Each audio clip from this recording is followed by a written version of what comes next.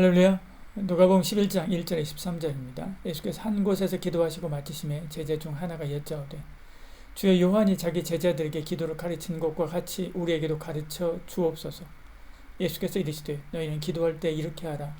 아버지의 이름이 거룩히 여김을 받으시오며 나라가 임하시오며 우리에게 날마다 일용할 양식을 주시옵고 우리가 우리에게 죄 지은 모든 사람을 용서하오니 우리 죄도 사하여 주시옵고 우리를 시험에 들게 하지 마시옵소서 하라. 또 이르시되 너희 중에 누가 벗이 있는데 밤중에 그에게 가서 말하기를 벗이여 떡 세 덩이를 내게 구워달라. 내 벗이 여행 중에 내게 왔으나 내가 먹일 것이 없노라 하면 그가 안에서 대답하여 이르되 나를 괴롭게 하지 말라. 문이 이미 닫혔고 아이들이 나와 함께 침실에 누웠으니 일어나 내게 줄 수가 없노라 하겠느냐. 내가 너희에게 말하노니 비록 벗됨으로 인하여서는 일어나서 주지 아니할지라도 그 간천함을 인하여 일어나 그 요구대로 주리라. 또 내가 또 너희에게 이르노니 구하라 그리하면 너희에게 주실 것이요 찾으라 그러면 찾아낼 것이요 문을 두드리라 그러면 너희에게 열릴 것이니 구하는 이마다 받을 것이요 찾는 이는 찾아낼 것이요 두드리는 이에게는 열릴 것이니라. 너희 중에 아버지 된 자로서 누가 아들이 생선을 달라 하는데 생선 대신에 뱀을 주며 알을 달라 하는데 전갈을 주겠느냐.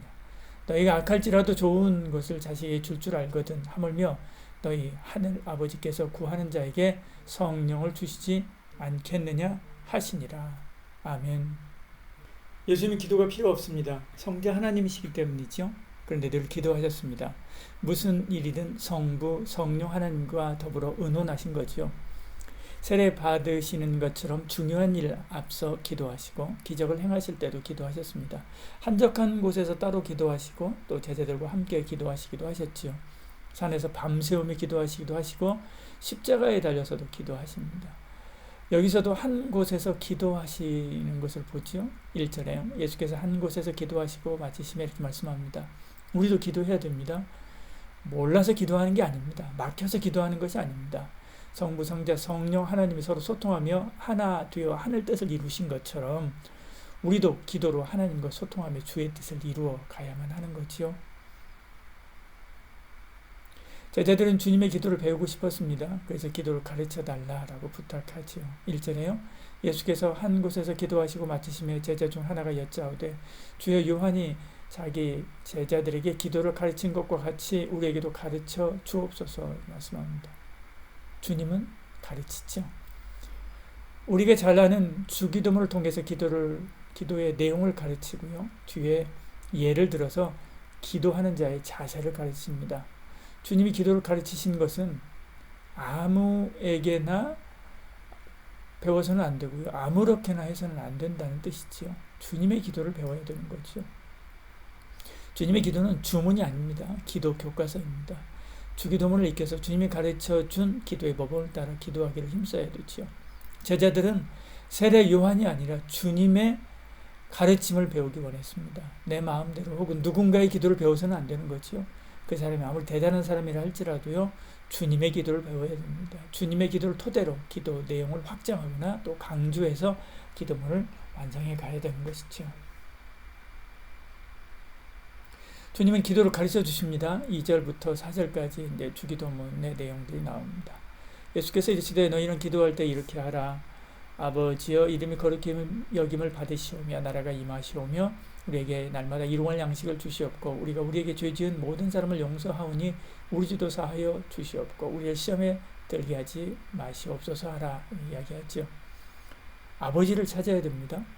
기도의 수신자는 하늘에 계신 아버지 하나님입니다. 먼저 그의 나라와 의를 구해야 되죠. 하나님의 거룩한 이름에 영광 돌리고 그의 나라의 권세를 돌려야 됩니다. 백지수표라도 또 남발하면 부도나듯이요. 기도로 우리의 삶의 필요를 구할 때도 절제해야 되죠. 온 세상의 부귀를 다 구해도 되지만 일용할 양식을 구하라라고 말씀하는 것입니다. 절제하면서 능력과 상황에 맞게 한정해서 기도하라라고 하는 거죠. 죄 사함과 유혹을 위해서 또한 기도해야 합니다. 일용할 양식을 위해서 기도하듯이요. 매일 죄 사함을 위해서 또한 기도해야 합니다. 아무리 좋고 많은 것이 담겨도요, 더러운 그릇에 담긴 것은 먹지 못하지요. 먹어도 건강을 해칠 것입니다. 죄는 빛입니다.